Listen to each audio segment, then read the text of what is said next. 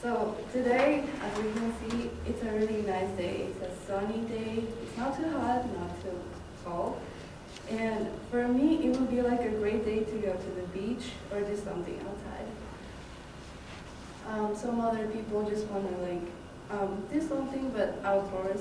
Like since it's not too hot, it would be a really nice, a good idea to do something outside. But what we don't realize when we're outside is how exposed are to the ultraviolet rays. First of all, I would like to explain to you what in this speech I'm gonna explain to you the causes of ultraviolet radiation, the types and effects that they have on us, and also the factors that can protect us from the ultraviolet rays. It can be naturally or artificially. Also the misunderstandings about ultraviolet rays. So ultraviolet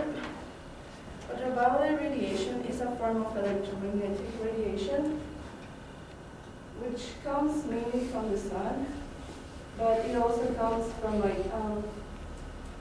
man-made sources, such as tanning beds, which we normally use to replace instead of the sun. You can get a nice tan in like a few minutes instead of waiting for like 5 hours in the sun. And there's also floating torches.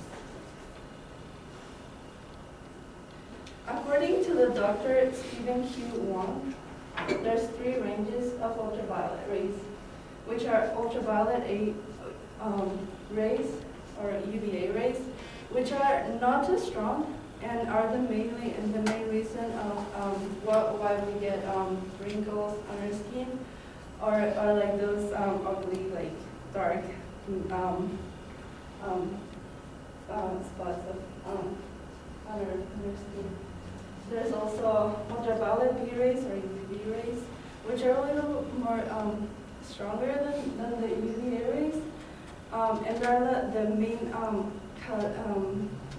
because mainly they're associated with cancer, skin cancer.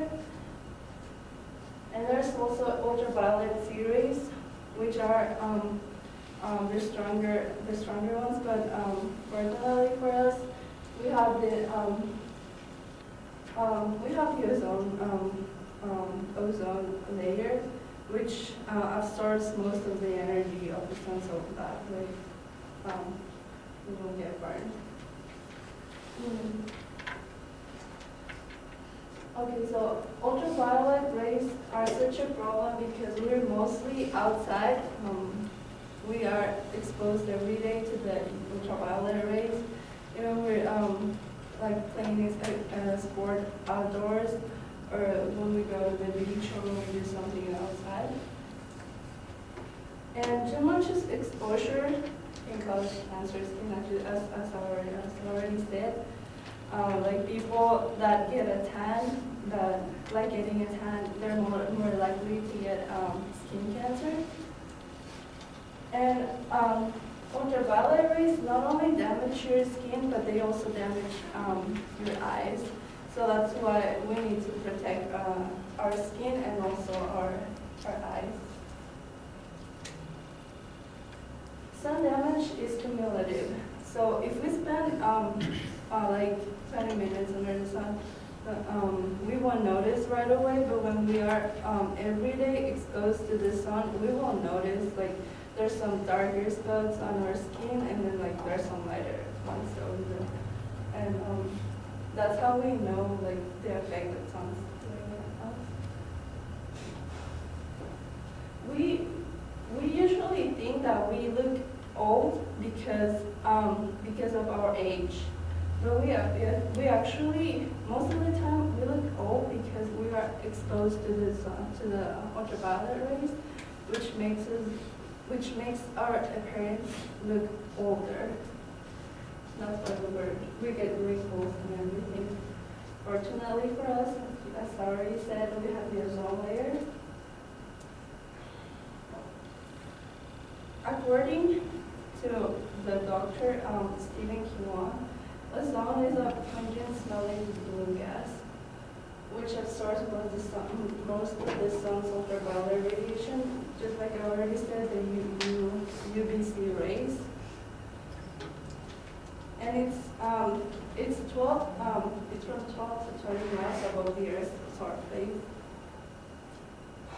So something that we can do to lessen the damages that the sun has on us would be avoiding lens exposure. Like if we find a shady, like a shade spot that is like, if we find like a good shade, we can go on there.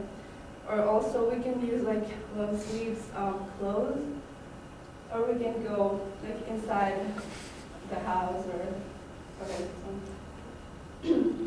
the clothes have a really strong effect on the sun's damaging us, because the color of the clothes that we use are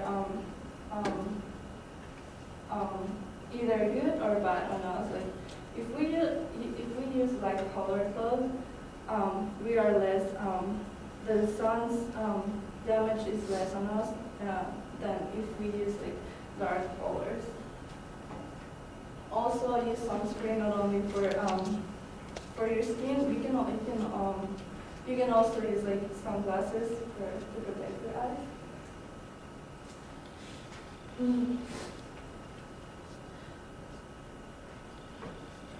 According to Martin Winstock, sun protection factor is a measure that it's a measure used to know how strong, the sunscreen can, how it can protect us from the sun rays. So, for example, the SPF 15 blocks 93% of sun rays. The SPF 30 blocks 97, and the SPF 15 blocks 98%. So, as the SPF it increases, the damage of sun decreases. If you expose too much to the sun, you can look. You don't want to be ugly. So there are some things about the rays. You might think that because it's cloudy outside, the sun doesn't affect you because you're not because you think that the sun is not the ultraviolet rays don't touch you. But that's a myth because they actually do. The ultraviolet rays penetrate the clouds. A beach umbrella blocks the sun. That's another myth. And according to Martin Winstock, sun reflects 17% of the ultraviolet radiation. So those umbrellas don't really protect you. And the suntan is fine as long as you don't burn. That's another myth, because if you get a tan, you are more likely to get skin cancer. So use sunscreen, keep calm, and use sunscreen.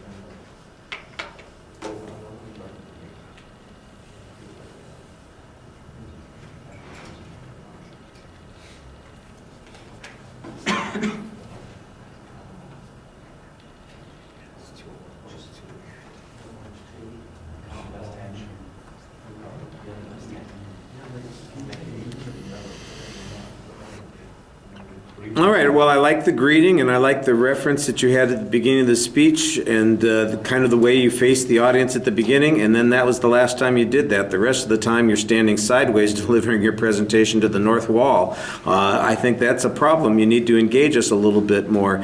You do turn and look at us occasionally, but not as frequently as you should, and there's no reason that you have to be reading the screen to us. We can read it. You maybe need to refer to it once or twice, but you are constantly looking up there for the information that you have in your speech. That, I think, is problematic. It distracts you from connecting with the audience.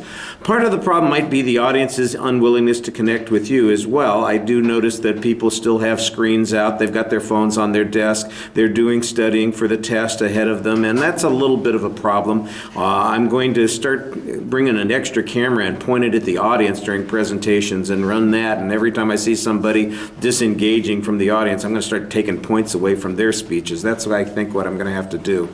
It's a little frustrating. I know, folks, that you have other things that you're doing, and that we've got this technology that draws our attention, and that you are working on these other assignments, but your classmates are working hard on these speeches, and you need to be willing to engage with them.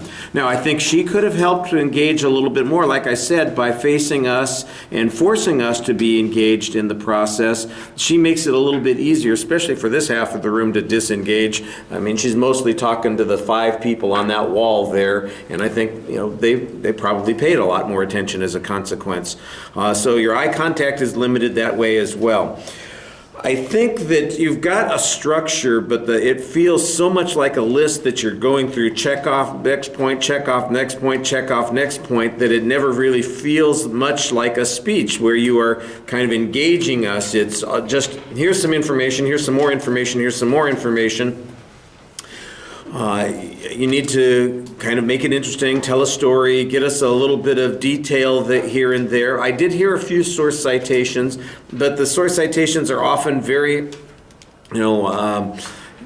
factual data sorts of references, as opposed to some interesting opinion or an anecdote that would make us sit up and pay more attention. You need to make it a little bit more engaging. Your voice, regularly it drops out, especially when you turn to the side. I think that you have a tendency to do that. You need to work on your transitions. One of the reasons that it feels so much like it's a data dump is that you, even though you've got things divided up into a number of supporting points, those supporting points hardly ever feel distinct from one another, because it's just like the next one, the next one, the next one. And I think you need to have a more important transitional statement kind of explaining what the relationship between those points is, as opposed to just running into the next one as you're going along. All right, let me see. That's it. That's fine. Thank you.